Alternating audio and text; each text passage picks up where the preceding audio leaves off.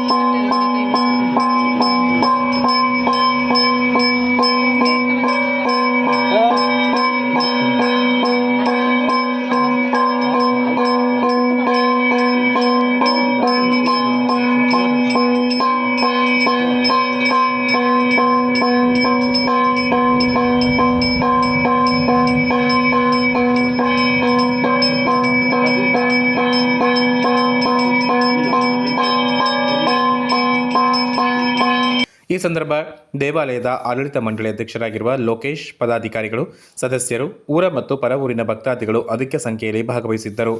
ವರದಿ ದುಗ್ಗಳ ಸದಾನಂದ.